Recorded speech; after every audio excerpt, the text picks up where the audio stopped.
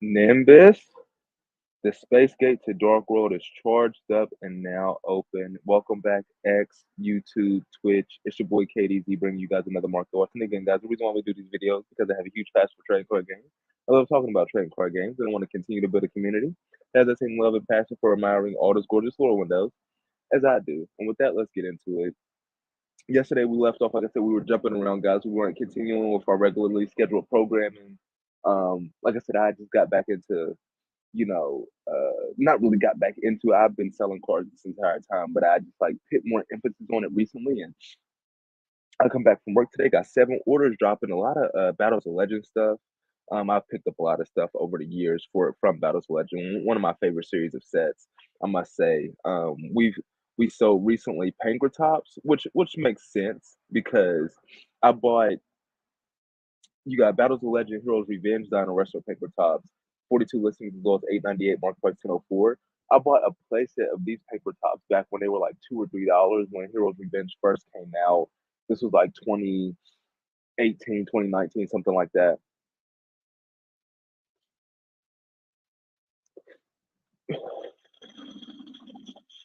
And I just knew that like Pankratops would appreciate one day. I wasn't expecting it to like be coming off the ban list, but I also wasn't expecting them to give it a gold sort ultra rare, a dual devastator ultra rare. Like if it wouldn't have got these reprint ultra rares, the secret rare would have been $20. They brought it back to 2. This would have been a $20 card. But because they, provided coolant when it was on the ban list at 1, it's not at all after the freaking collector rare probably would have been 200 plus. Talk about needing some value. Ancient Guardians. Oof, we about to go down the rabbit hole right now. That's a set I ain't looked at in a while. I've always liked it because I'm a huge fan of Gundams and Usartics. They resemble that of a Gundam. Press 1 in the chat if you know what I'm talking about when I say Gundam. You know what it means when a Gundam shows up.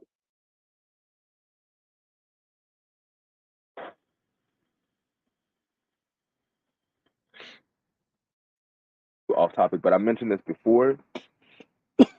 I was wondering why there was not like an anime Transformers, and I had no idea when I was fucking growing up that Cartoon Network had an anime Transformers on there. Transformers Armada was a Transformers that was, I want to say it was the story and the animation might have been done by Japanese people. It was an anime Transformers. Like the story actually seems like it had the most, it made the most sense with the mini cons.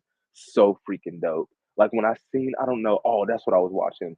I'm about to put y'all onto his channel. If y'all, like, if nostalgia does y'all what it does to me, y'all probably love the channel. Give me a second.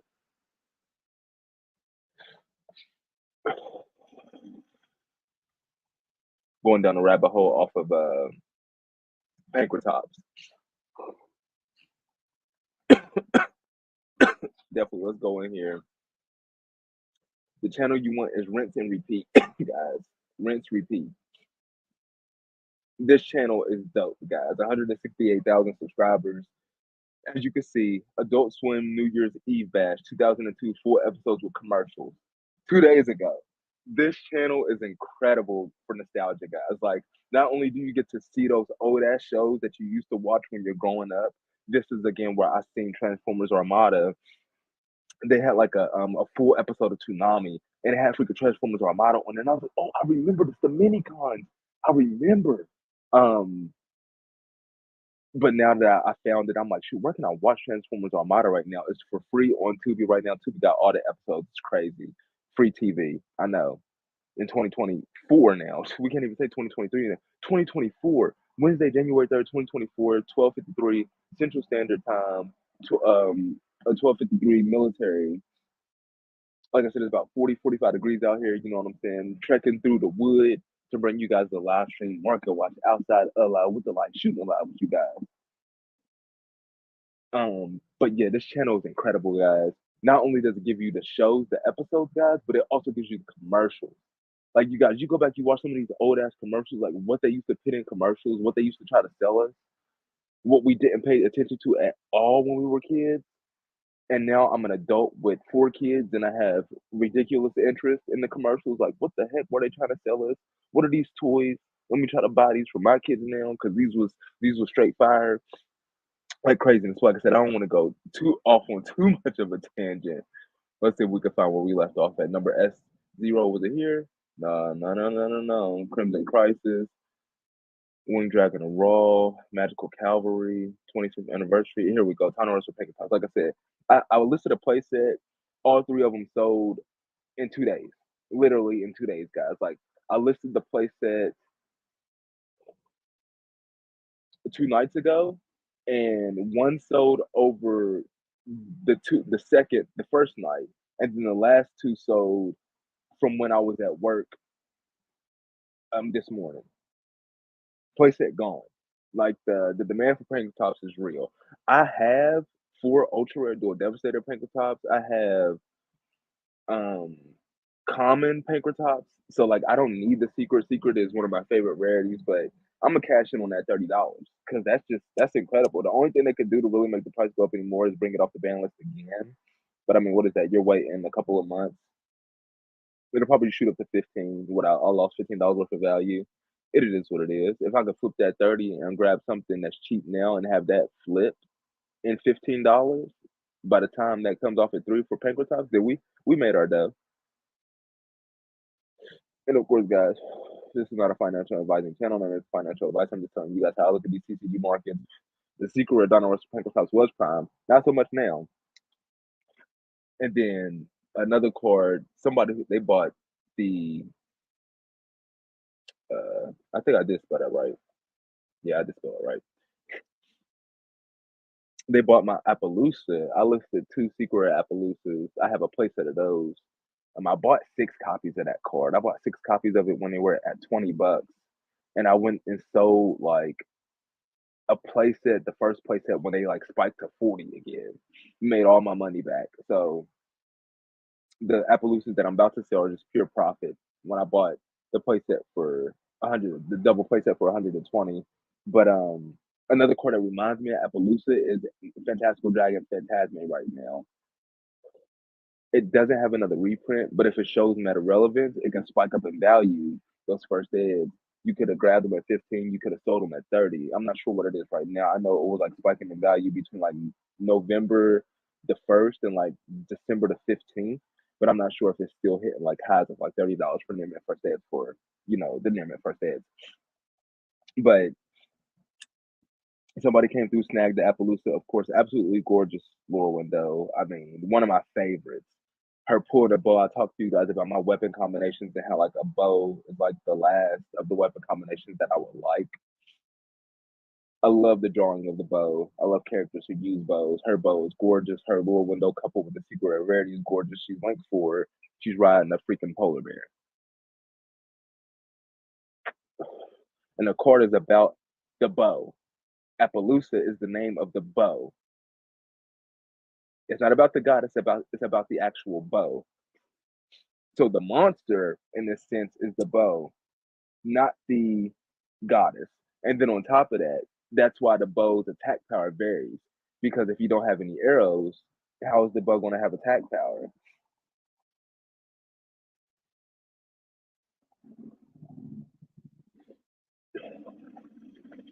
I'm wondering now though, if this card was summoned in the anime, would the bow just appear, or would they bring out the bow, the goddess, and the bear? Because the monster is the bow. So what would they do in the anime? I wonder if there was an example of that, a card that like uh where it's like there's three entities in the card, but the card is only based on one of the entities, and then have that card summoned in the anime. And like, do they bring in all of the entities that's associated with the card, or do they just bring in the name of the entity that's on the card? I mean, for the animators, it'll be easier to just bring in the one entity, but I'm curious to see what angle they approach that from.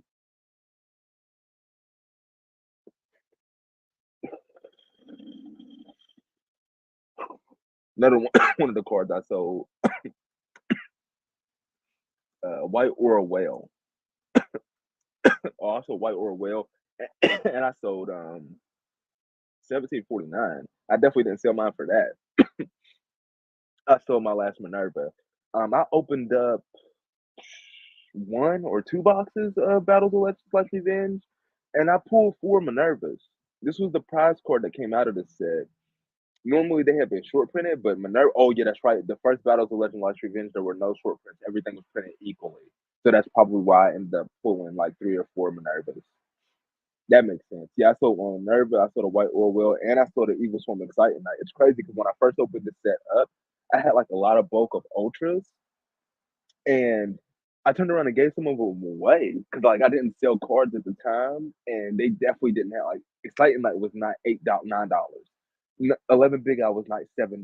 Like these cards were not these prices. So I just went and gave some of them away to one of my coworkers who was a fan of Yu-Gi-Oh, but they didn't have like any of the updated cards, and I was like, "This is." I just wanted to show him like this is what Yu-Gi-Oh is going through right now because I know it was like I felt the shock to my system when I got back into the game in 2017. But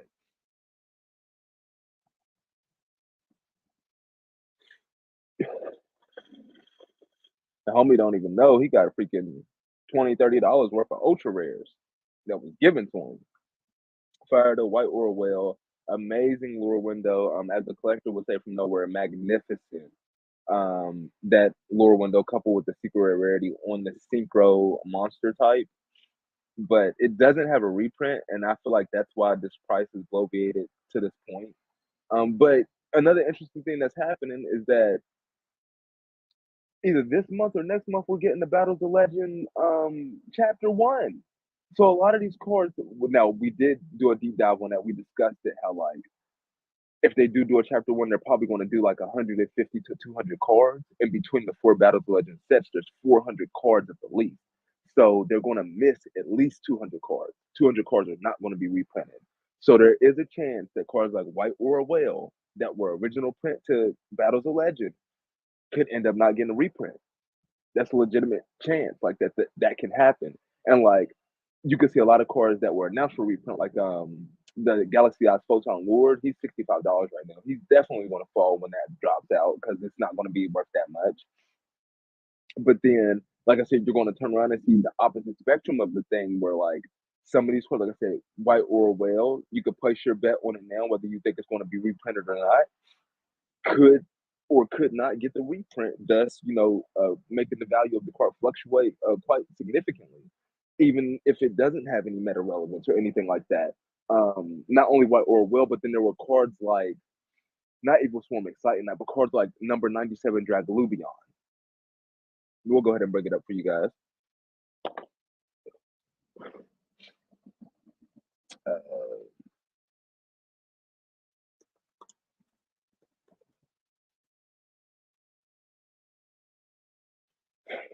Number 97 Dragalubion. It was a $20 secret rare coming out of Battles of Legends Heroes Revenge. And then they got the Ghost from the Past Second Haunting Ultra Rare reprint, and it tanked in value. Now it's a $4 card, right? This is probably not the best example, but this is just an example. Excuse me. Well, actually, no, this is not even the example I was going for. Hold on, we're gonna have to pick another card. Um, let's see if I can go off the top of my head without actually looking at any of the, excuse me, any of the sets. Draglubion. We're looking for a card that had one reprint. No, that had one printing prior to getting its one of Battles of Legends reprint. I mean, Battles of Legends reprint. So a card like that, not a card that was printed originally in Battles of Legends and then got a reprint subsequently after that, but a card that before Battles of Legend and got its sole reprint in Battles of Legend and hasn't had one since. Um,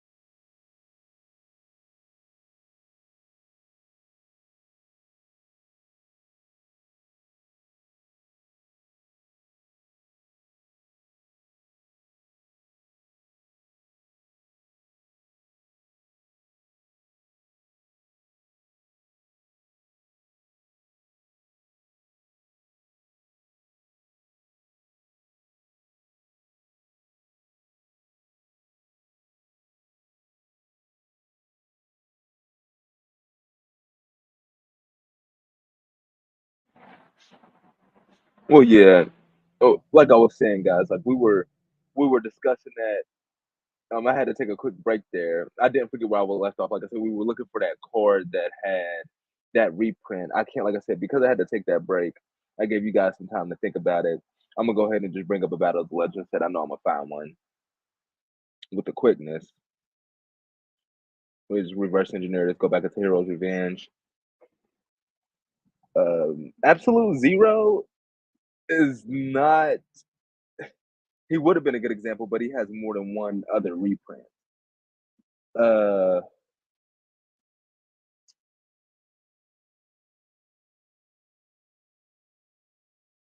mm, so nothing right here on the first page.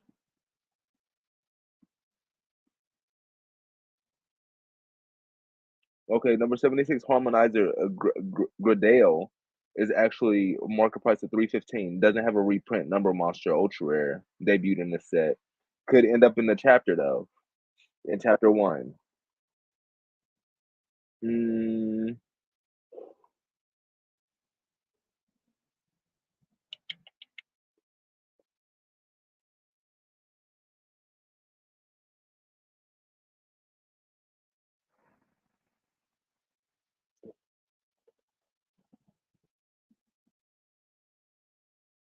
Magical Musketeer Max. I forgot all about this card. Did this card ever get a reprint? It did not. Okay. Magical Musketeer Max. 74 listings as low as 60 cents. Market price 81 cents. Like, how many archetypes have linked ones that are actually pretty good?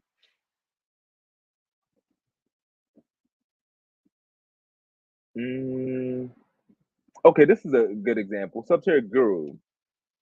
All version. Well, actually, I wouldn't even say a good example because it was a common. So that's not really what I was going for with that either. What about Dragon Nichols? Did this get another reprint? Okay, so this was and this one it was almost there. Dragon Necro, Another Soul Dragon. Original print Gold Seeker Rare, then it got a reprint in Battles of Legend Heroes Revenge, the Ultra Rare. That was the only other reprint. Because of that, both versions of this card spiked back up to 8, $10. I remember selling my Dragon Necro Souls for like $8. And then they got the Magnificent Mavens Ultra Rare, which put it into the ground, thus cheapening the value of it overall. But there's cards like this that have that original print foil, then the Battles of Legend reprint, and then that's it.